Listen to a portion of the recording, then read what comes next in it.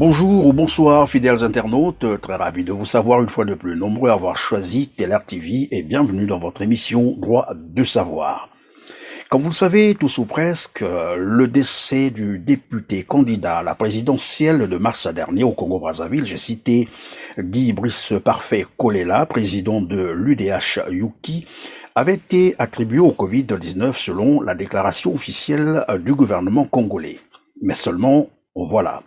Face à cette disparition tragique, mais aussi dans les circonstances tout à fait suspectes, précédées, comme vous le savez, par les menaces de mort proférées par Firmin Ayessa, vice-premier ministre chargé de la fonction publique, la famille de Guy Brice Parfait Kolela s'est vue obligée de recourir à l'autopsie du corps de la décujus, dont les résultats se font encore attendre voici un mois. C'est ainsi que Droit de savoir revient sur cette affaire. Oui, l'affaire décès brutal, mais aussi suspect, de Guy Brice Parfait Kolela.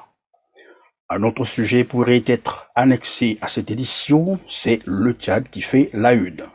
Nous allons traiter ces sujets avec Monsieur Modeste Boukadia, qui n'est plus à présenter, président du CDRC. Bonjour, Monsieur Boukadia. Bonjour, Monsieur Perrin. L'élection présidentielle de mars dernier n'est plus qu'un souvenir, certes, mais au cours de ce processus, il y a eu le décès d'un candidat. Tout à l'heure, je parlais, donc je rappelais, le député candidat Guy Brice Parfait qui a trouvé la mort dans les circonstances qui jusqu'à aujourd'hui ne sont pas encore, mais vraiment élucidées. Le gouvernement congolais avait parlé du Covid-19. Écoutez, Monsieur Perrin, je voudrais dire que non seulement c'est l'expression démocratique qui a été assassinée, mais aujourd'hui, la question n'est plus de savoir s'il est mort du Covid ou s'il est mort d'une autre maladie. La question est de savoir pourquoi le Conseil constitutionnel n'a pas tenu compte de la loi suprême dont il a la garde. Nous savons aujourd'hui, par la déclaration de M. Sassou, lors de, je ne sais pas si je peux appeler ça son investiture, que lui-même il a reconnu que M. Guy Brice Parfait Kolela était mort dans la toute dernière ligne droite. Quand on dit dernière ligne droite, l'objectif étant le 21 mars, ça veut dire que M. Sassou a reconnu que M. Guy Brice Parfait Kolela est décédé avant le 21. Ce qui veut dire qu'en réalité, cette élection aurait dû être annulée. Et par cette phrase prononcée lors de cette cérémonie, en présence de ses amis chefs d'État, remet en cause la décision de la Cour suprême et met aussi en cause les dires des médecins ainsi que les dires de sa veuve qui avait déclaré qu'arrivé à l'aéroport du Bourget, on lui avait demandé de descendre de l'avion et par la suite, on est venu lui annoncer la mort de son mari. M. Sassou lui-même dit clairement devant ceux qui sont allés l'assister, y compris le représentant de M. Emmanuel Macron, que M. Guy Brice Parfait Kolela est bien décédé dans la toute dernière ligne droite, c'est-à-dire avant le 21 mars. Ce qui veut dire que la question que moi, personnellement, je me pose et je m'interroge énormément. Pourquoi la France a-t-elle accepté d'accueillir le corps, le cadavre de M. Parfait Kolela sur son territoire, sachant qu'il était mort avant? Oui, mais M. Boukadia, s'il vous plaît. M. Boukadia, lorsque vous parlez de la dernière ligne droite, annoncée d'ailleurs de manière officielle par Denis Sassou Nguesso, mais la dernière ligne droite, selon vous, c'est quand exactement, puisque le processus électoral prend fin à la validation des résultats par la Cour constitutionnelle? Non, M. Perrin. Vous voyez, je pense que tout le monde suit les courses de vélo, les courses de voiture. La ligne droite, c'est lorsqu'on traverse la partie, lorsqu'on coupe le cordon. Et pour une élection, la ligne droite, ce n'est pas la proclamation des élections, puisque là, c'est l'attente des résultats. La ligne droite, c'est là, lorsqu'on se bat, on se donne corps et âme pendant la campagne électorale c'est le jour J qui est en ce qui concerne précédemment, donc le cas du Congo, c'est le 21 mars 2021. Ça, c'est la ligne d'arrivée. Maintenant, ceux qui viennent après, bon, nous avons franchi la ligne, mais en étant en deuxième, troisième, quatrième position. Mais quand on dit la toute dernière ligne droite, on est en train de voir que bientôt je veux atteindre cette ligne-là. Voilà. Oui, Monsieur Bougadia, tout à l'heure, j'ai rappelé que la déclaration du gouvernement de Brazzaville, la déclaration officielle, faisait état d'un décès par Covid-19. Vous avez dit le problème n'est plus à ce niveau, mais c'est exprès que je vous posais cette question parce que voici un mois que l'autopsie a été... Je vais terminer ma question. Donc, je disais, voici un mois que l'autopsie a été demandée et les résultats se font toujours attendre. Donc, quelque part, on se dit, mais pourquoi est-ce que ça met du temps? C'est que ça peut durer pendant deux mois, peut-être plus. Vous qui êtes au niveau de la France, certainement que vous avez quelques bribes d'informations sur ce qui se passe à ce niveau. Bon, d'abord, je voudrais noter que nous sommes en France et en France, on nous a confinés parce qu'il faut éviter les attroupements des gens. Ça crée des foyers d'infection par la COVID-19. Mais nous constatons que tous les partenaires, tous les amis proches, tous les militants, tous les conseillers de M. Parfait Kolela qui étaient avec lui, jusqu'à la dernière minute, jusqu'à présent, personne n'a été déclaré comme atteint de Covid. Donc, cette situation de M. Parfait Kolela nous interroge énormément, puisque en France, on nous dit, et de par tout le monde, qu'il ne faut pas être plus de 6 personnes ensemble pour éviter le développement les transmissions. M. Parfait Kolela, comme les autres concurrents, ils étaient nombreux. Même si je prends le dernier partenaire de M. Parfait Kolela, M. Jean-Jacques Yombe Opango, était tout près de lui. Ils ont murmuré ensemble. Mais on n'a pas entendu que parmi les membres présents auprès de M. Guy Brice Parfait Kolela, ils sont atteints de Covid. Et donc, ça nous interroge lorsque on dit que M. Parfait Kolela, certainement que les autres sont très résistants. Mais il y a aussi une chose qu'il faut observer. Quand il est arrivé du Bourget, on l'a conduit directement dans un hôpital militaire qui est spécialisé dans la recherche des empoisonnements. Hein, puisque si je me réfère uniquement à la déclaration de la veuve Kolela, quand on lui a annoncé le décès de son mari après l'avoir fait descendre, donc, logiquement, on aurait dû l'amener soit à la Riboisière ou je ne sais pas quel hôpital parisien pour trouver un médecin pour constater le décès. Ou alors, puisque au niveau de la morgue officielle, il y a aussi des médecins qui sont là pour constater les décès. Alors, les interrogations, pourquoi il est allé à l'hôpital de Clamart, un hôpital militaire spécialisé dans la recherche des poisons. Oui, mais monsieur Bougadia, dans tous les cas, je sais que vous êtes en France, vous devrez avoir quelques bribes d'informations, même s'il y a confinement, mais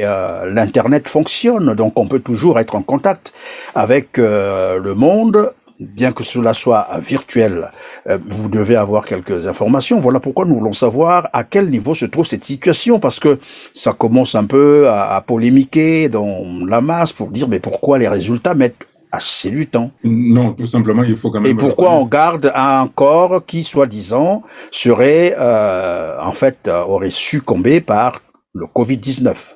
Vous savez très bien que quand quand quelqu'un est mort du Covid, on l'enterre vite, enfin bref. Je voudrais dire ceci. Pour ce qui est de la recherche, par exemple, d'une cause par empoisonnement, il y a des prélèvements qui se font et ces prélèvements mettent beaucoup de temps par différentes techniques. Donc, il faut attendre environ 2 mois. Bon, je sais, en connaissance de cause, je sais scientifique moi-même. Donc, il faut attendre une certaine durée qui peut aller jusqu'à 2 mois. Et tant que toutes les analyses n'ont pas été faites, les légistes ne peuvent pas délivrer la réponse pour laquelle la personne est décédée. C'est en tout cas, à ma connaissance, selon donc mes avocats que j'ai consultés, ils m'ont fait savoir que pour l'instant, ils sont à la recherche, ils sont en train d'étudier les prélèvements et cela prend beaucoup de temps. Et je pense que n'importe quel biologiste que l'on demanderait dirait la même chose. Donc, pour l'instant, on voit bien que si c'était dans le cas du Covid, la solution, on aurait pu déjà donner. Mais ce que je regrette, Monsieur Perrin, c'est que Monsieur Sassou disait que Monsieur Parfait Kolela était son fils, qu'on lui avait laissé. Mais je ne l'ai pas vu verser une larme. Je ne l'ai pas vu, je ne l'ai pas entendu sa voix trembler, comme quand sa voix tremblait lorsque il avait perdu Edith Sassou. Alors, lors de la dernière interview, il a dit que c'était son fils et que il regrettait cette mort. Oui, Monsieur Sassou, Monsieur Perrin, pardonnez-moi, laissez-moi ces histoires. Non, si véritablement il avait de la peine pour soi-disant ce fils-là, il aurait agi autrement. Il y a quand même son premier ministre réel, M. Firmin Ayessa, qui l'a menacé de mort. Et vous savez, quand vous menacez quelqu'un de mort et que la personne meurt, on ne cherche plus où se trouve l'assassin. Dans un pays, n'importe quel pays du monde, quand vous menacez quelqu'un directement, on va vous on va vous faire boire de l'eau par les narines, dans le nez, ça veut dire nous allons vous tuer, et que quelques 3 ou 4 jours après la personne décède, il ne faut plus chercher que ce soit du Covid ou quoi que ce soit. L'assassin est tout trouvé. Si véritablement M. Sassou considérait M. Parfait Kolela comme étant son fils, la première des choses qu'il aurait fait, c'était de prendre des décisions vis-à-vis de l'assassin de son fils, qui est M. Firmin Ayessa, puisqu'il a menacé. Ce n'est qu'après les enquêtes qu'on peut dire effectivement ce n'est pas M. Firmin Ayessa. Mais dans tous les pays du monde, le premier suspect, c'est celui qui a proféré les menaces. Et là, les menaces, il a fait en plein jour. Mais ceci étant, je pense qu'il est grand temps de cesser cette politique-là. Quand vous ne partagez pas le même point de vue, on vous envoie à la morgue ou on vous envoie à la prison comme ce que vous venez de citer. Il y a M. Jean-Michel Marie Mokoko, M. Okombi Salissa, les journalistes, Malonga, le médecin qui est proche de M. Joe Ebina, toutes ces personnes-là, sans oublier les militaires qui étaient avec le colonel Nchourou, qui croupissent en prison parce que on ne partage pas le même point de vue. Nous savons, et ce n'est qu'un secret de polichinelle, les partis politiques au Congo-Brazzaville ont une base régionale. Aujourd'hui, un grand leader, pour la personne de Guy Brice Parfait Kolela dont nous parlons aujourd'hui, vient de s'en aller. Un des leaders qui représentait valablement cette partie du Congo-Brazzaville et parmi lesquels d'ailleurs vous-même aussi, Modeste Mukadia, président du Cercle des démocrates et républicains du Congo, un de vous vient de partir. Quel avenir politique pour la partie sud du Congo-Brazzaville? Écoutez, moi, ce n'est pas ma politique d'être de la partie sud ou de la partie nord. Moi, je travaille. J'ai bien dit que nos partis ont toujours une base régionale, dans tous les cas. Ce n'est qu'un secret polichinelle. Oui, certainement. Mais je vous rappelle que le CDRC, le Cercle des démocrates et républicains du Congo, est un parti qui s'est structuré en fédération, c'est-à-dire que chaque région est une fédération. Et dans notre parti, toutes les régions du Congo sont représentées. Mais quoi qu'il en soit, vous avez parfaitement raison, puisque c'est M. Sassou qui a ethnisé la population du Congo. C'est lui qui a ethnisé de telle sorte que les partis politiques deviennent plus ou moins régionalistes. Je pense qu'il n'y a pas de vide dans la partie sud du Congo. Et puisque vous me parlez de cette partie sud, vous savez, en 2013, j'avais tiré la sonnette d'alarme, disant que la manière dont M. Sassou était en train de procéder, en ramenant toutes les structures nationales au niveau du PCA d'Oyo, rendait fragile la République. Et que si l'on était comme ça, il était mieux dans ces conditions que pour que chaque population, et vous qualifiez que les partis sont de type régional, que chacun se retrouve dans une décentralisation administrative, financière, concrète, réelle, ce que j'avais appelé la partition, en mettant en place le concept du Sud-Congo, dont je suis fier d'avoir posé les bases, parce que ça faisait réfléchir, puisque j'avais constaté que quand on tue les ressortissants du Sud, la partie Nord se taisait. Quand j'étais en prison, il y avait le commandant Lys, qui était donc, je ne sais pas s'il est toujours, le patron de service de la DST, de la zone de Pointe-Noire, le commandant Lys, qui était venu m'interroger de manière arbitraire alors qu'il n'avait pas le droit. Il m'avait dit que je voulais diviser le pays. J'avais dit non, je n'ai pas voulu diviser le pays. J'ai pris la défense des gens qu'on tuait,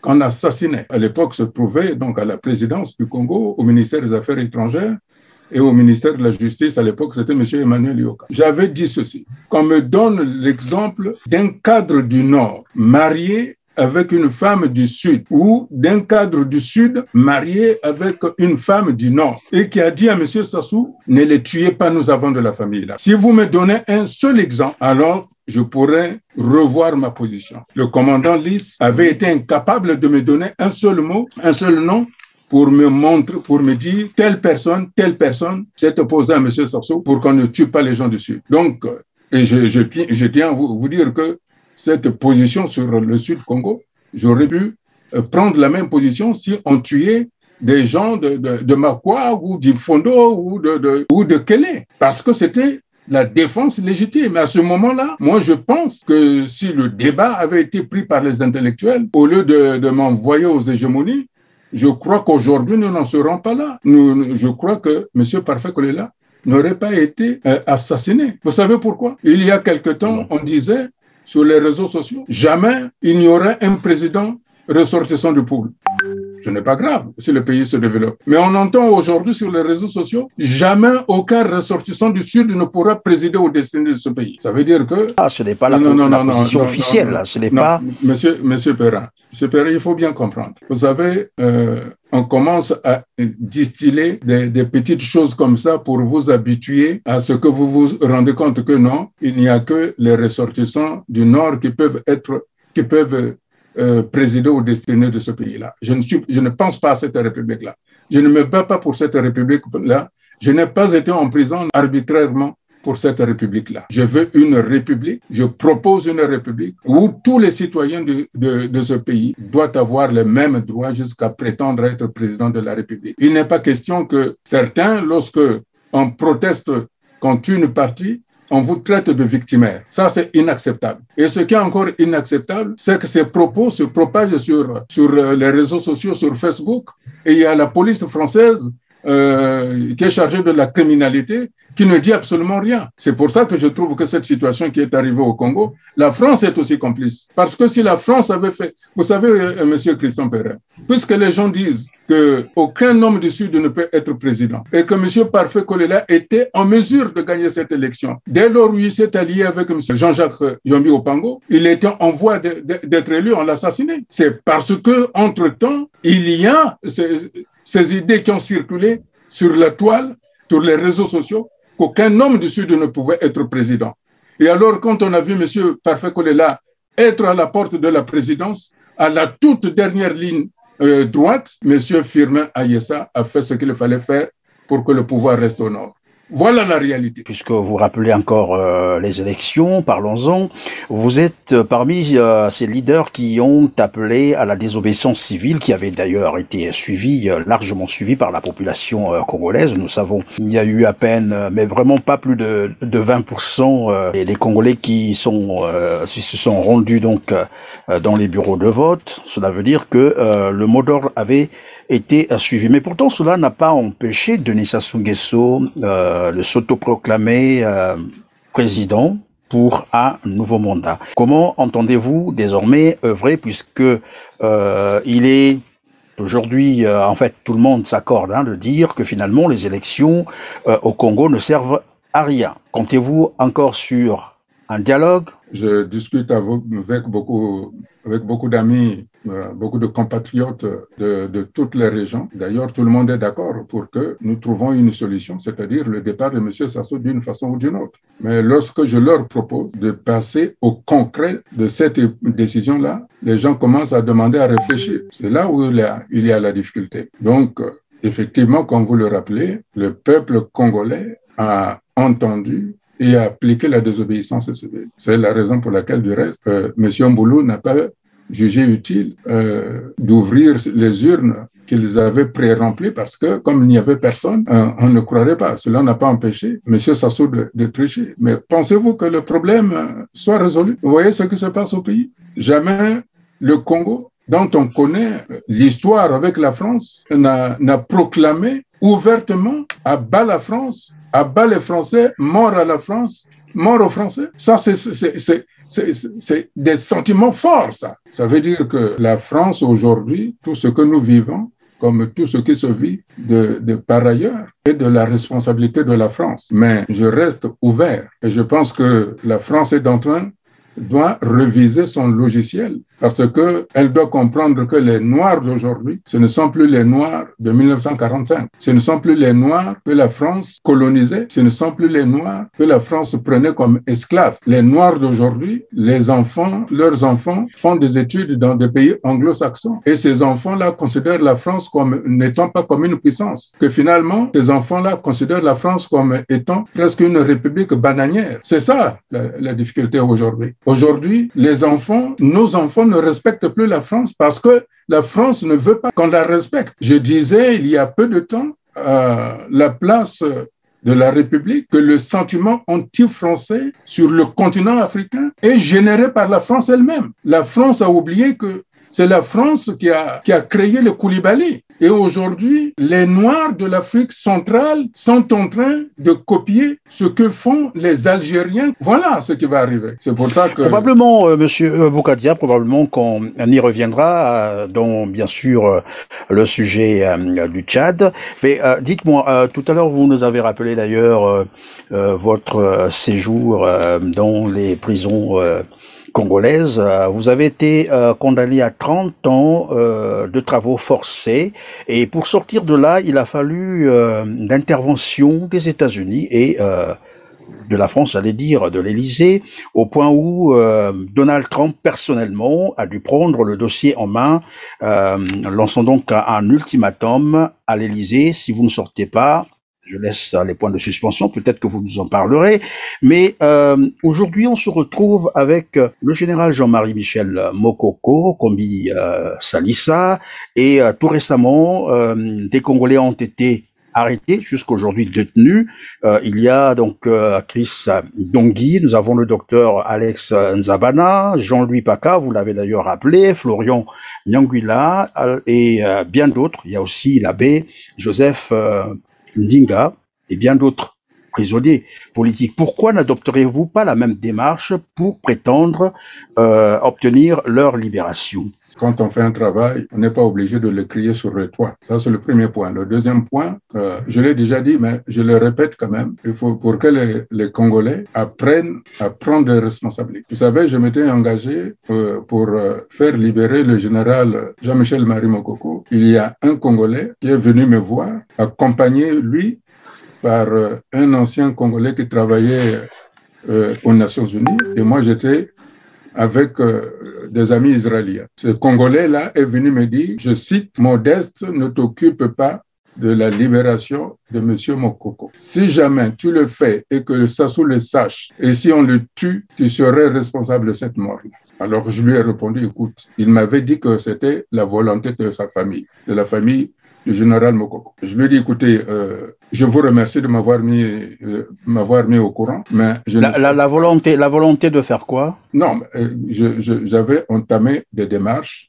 pour faire sortir le général Mokoko. Mais un Congolais, accompagné lui de son ami, et cet ami-là était un ancien fonctionnaire des Nations Unies, un ami congolais. Et moi, j'étais à mes côtés, puisque quand je parle avec les Congolais, je préfère être avec des amis à moi étrangers, parce qu'avec les étrangers, ils ne peuvent pas changer de choses. Et donc, ce Congolais-là m'avait dit de ne pas m'occuper du général Mokoko. Si jamais je m'en occupais et que Sassou le tuait, j'en apporterais la responsabilité. Et j'avais pris donc acte de cette mise en demeure qu'on m'avait faite de ne pas m'occuper du général Mokoko. Donc, je voudrais bien que je m'occupe de certaines choses. Puis, il y a certaines choses que je fais que je ne dis pas. Non, mais est-ce que donc cela, si j'ai bien compris, cela vous a retenu dans votre démarche et vous pensez que c'est normal? Écoutez, quand le responsable de la famille vous dit que vous ne vous en occupez pas, comment voulez-vous faire? Oui, mais Jean-Marie Michel Mokoko n'est plus seulement un membre de la famille, de sa famille. C'est désormais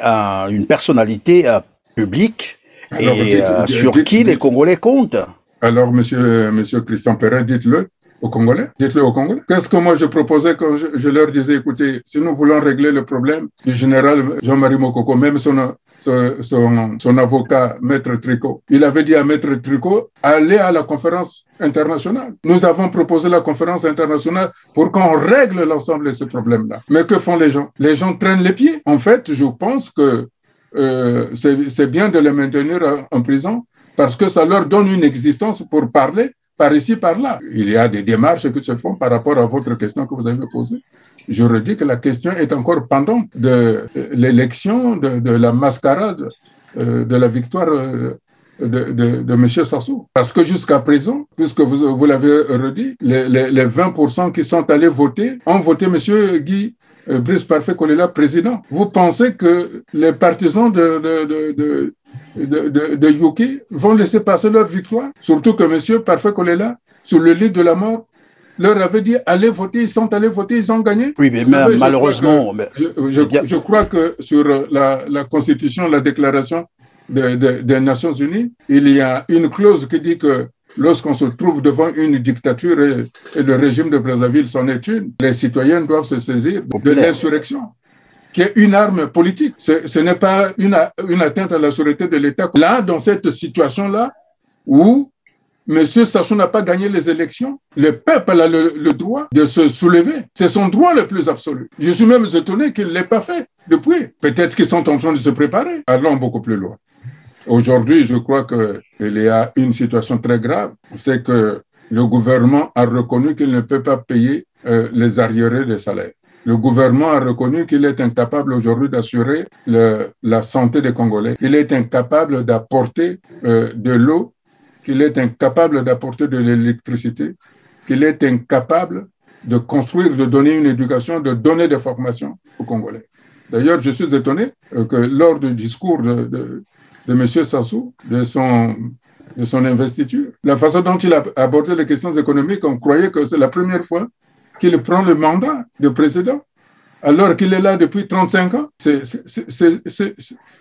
C'est ça où je n'arrive pas à comprendre. Alors, on va parler un peu de l'attitude de la France, partenaire traditionnel. Hein. Nous avons, donc le Congo a quand même des relations séculaires avec la France. Je ne sais pas si ce matin vous avez suivi Jean-Yves Le Drian qui parlait en fait d'un acharnement insupportable faisant allusion à l'affaire de l'opposant russe, Alexei Navalny, qui est en prison et qui serait, je crois, malade. Alors, Jean-Yves Le Drian est allé jusqu'à menacer la Russie de sanctions si jamais l'opposant russe venait à décéder. Dans le même temps, nous avons une situation dont nous parlons d'ailleurs d'un candidat, sinon de l'opposition congolaise, Guy Brice Parfait Kolela, qui est mort en plein processus électorale. Et aujourd'hui, comme on l'a dit d'ailleurs, nous attendons encore les résultats de l'autopsie. Et jusqu'aujourd'hui, la France n'a rien dit à ce sujet. Comment vous interprétez cette diplomatie à double vitesse de la France? Qu'est-ce qu'elle vous inspire? D'abord, je voudrais dire ceci. Je voudrais rappeler à M. Jean-Yves Le Drian que M. Guy Brice Parfait Kolela était français. Et en plus. Il était français, et peut-être parce qu'il était noir, donc c'est un Français de seconde zone, puisque dans la technostructure de l'État, les Français noirs sont des Français de seconde zone. Il n'a aucune importance sur la Constitution française. Et je le dis en connaissance de cause. Parce que quand j'étais en prison, mon épouse avait fait valoir que j'étais français. On m'avait dit, oh, c'est un Français. Il est français à peine 5 ans. L'ambassadeur de l'époque avait oublié que j'étais français à ma naissance. Donc, ça veut dire que pour les Noirs qui se considèrent français, il faut qu'ils fassent attention avec l'État français. Les Noirs étaient utiles lorsqu'il fallait défendre la mère patrie en 1945. Aujourd'hui, le Noir est devenu une charge, sauf pour aller chercher les richesses là-bas. Et je suis étonné que M. Jean-Yves Le Drian puisse menacer la Grande Russie. Bon, mais il faut bien qu'il parle quand même. Il faut qu'il existe. Mais aujourd'hui, la grande question que se pose pour la France, pays que je respecte, puisque moi, mon parrain, c'était un vrai patriote, un vrai gaulliste. Monsieur Pierre Mesmer. Ça, c'était des gens qui aimaient la France et qui avaient une ambition pour la France. La question que je me pose, est-ce que M. Jean-Yves Le Drian a une ambition pour la France? Si M. Jean-Yves Le Drian a une ambition pour la France, alors il doit faire évoluer le logiciel de l'administration française, qu'on mette en place un processus qui permette à la France de se faire aimer par l'Afrique. Or, aujourd'hui, la politique, la diplomatie française est en train d'éloigner les Noirs de l'Afrique. La diplomatie française est en train d'éloigner les pays africains M. Jean-Yves Le Drian devrait faire plutôt des efforts pour de menacer la Grande Russie, c'est de chercher à ce que le Français Guy Brice Parfait Kolela soit enterré dignement et que l'on connaisse exactement la cause de sa mort pour que, le moment venu, il repose en terre. C'est ça la grande question. Monsieur Boukadia, un mot sur la situation actuelle au Tchad.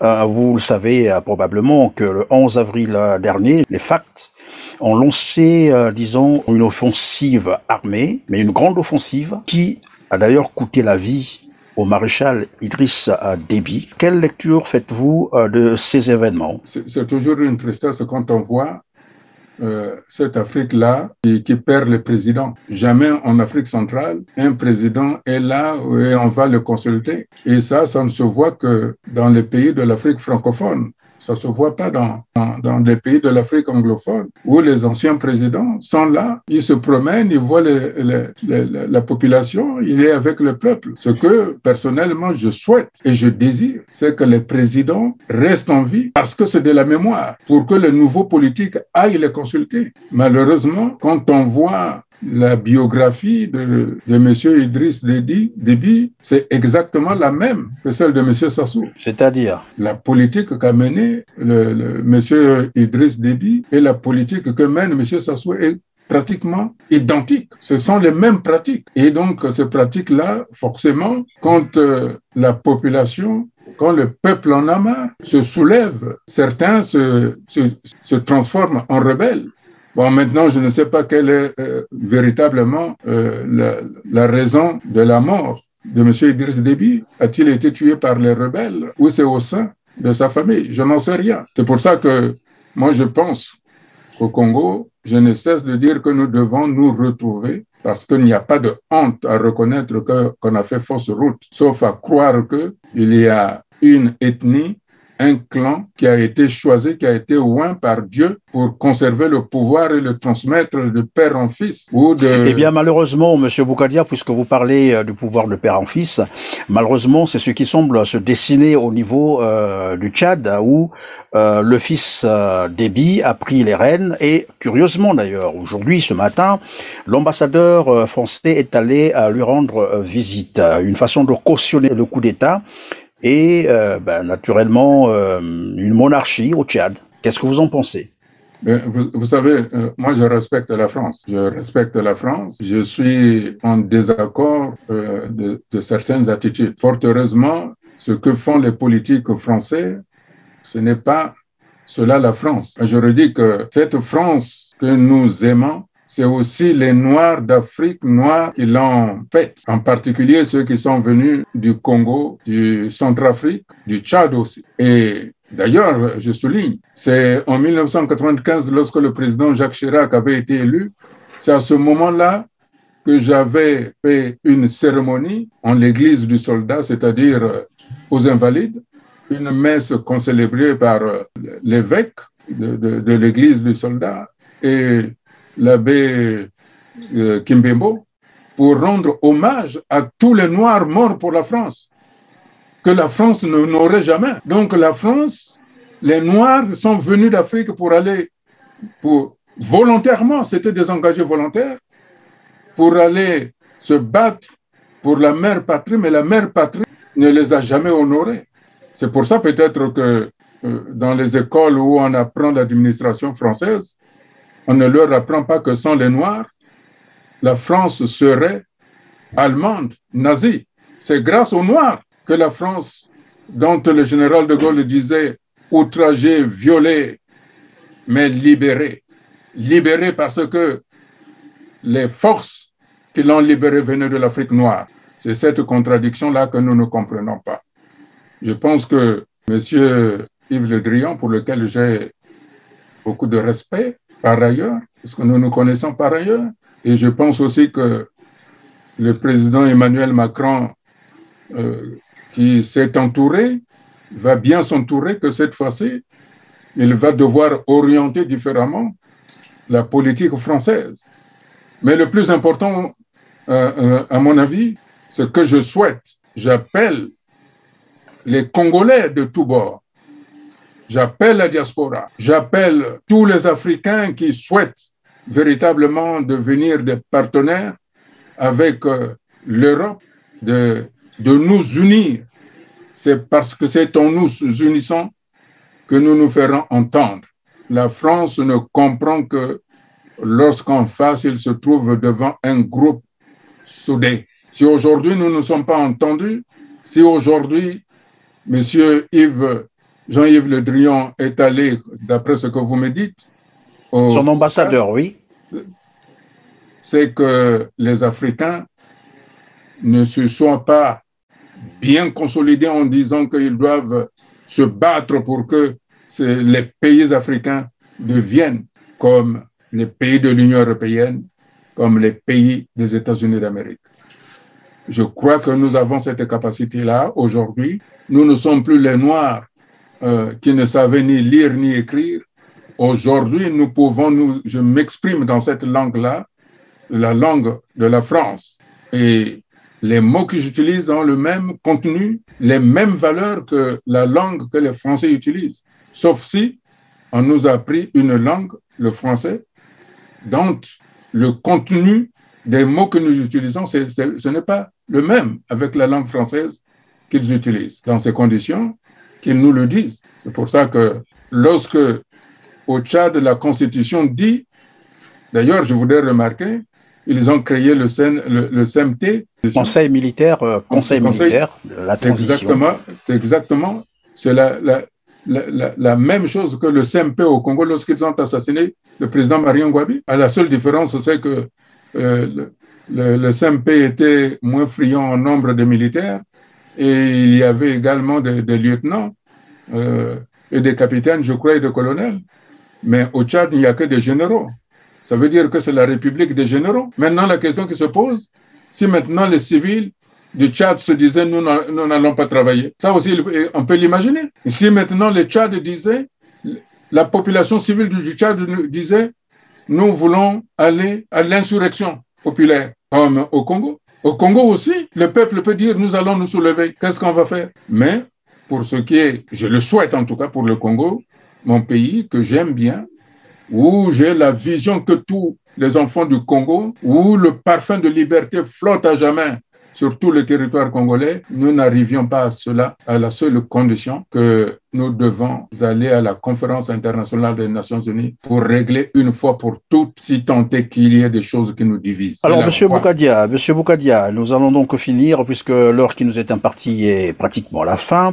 Alors, quels nouveaux enjeux géopolitiques au Sahel après la mort d'Idriss Déby, l'homme sur qui la France et pratiquement toute l'Union européenne juraient pour garantir la stabilité au Sahel? Et quelles leçons en tirer? En tout cas, bon, il y a quand même lieu d'avoir des inquiétudes, puisque le Tchad, je crois, l'unique armée qui venait en soutien aux forces armées françaises dans les opérations Barkhane et la Minirka.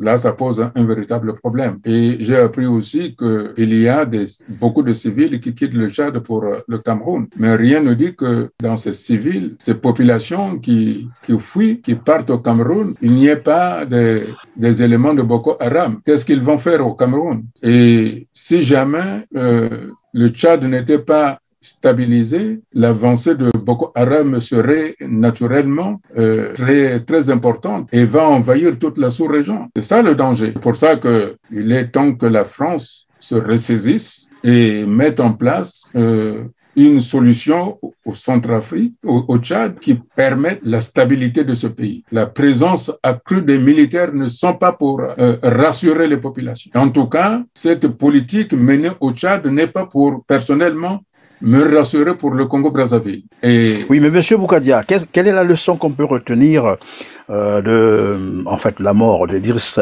Déby, allais-je dire, pour ces régimes totalitaires qui sont restés longtemps et on en compte un peu partout dans les pays d'Afrique francophone. Quelle leçon tirer sur ce qui se passe au Tchad? J'entends bien, monsieur Perrin. Moi, je ne veux pas de mon pays qui a déjà connu le drame d'un président mort qu'on assassine un autre. Parce qu'à coup sûr, les gens diront que les Bas-Congo ont assassiné Sassou Nguesso. Ça ne manquera pas s'ils veulent faire un coup d'état de palais comme au Tchad. Moi, ce que je souhaite, ce que je projette et ce que je veux pour le pays que j'aime, c'est que nous donnions la possibilité aux politiques de s'exprimer. Aujourd'hui, aucun politique au Congo ne peut s'exprimer.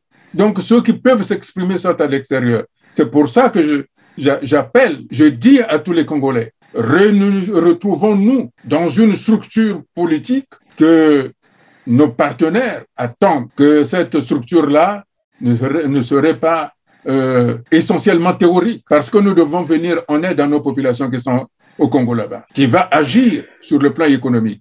C'est ça la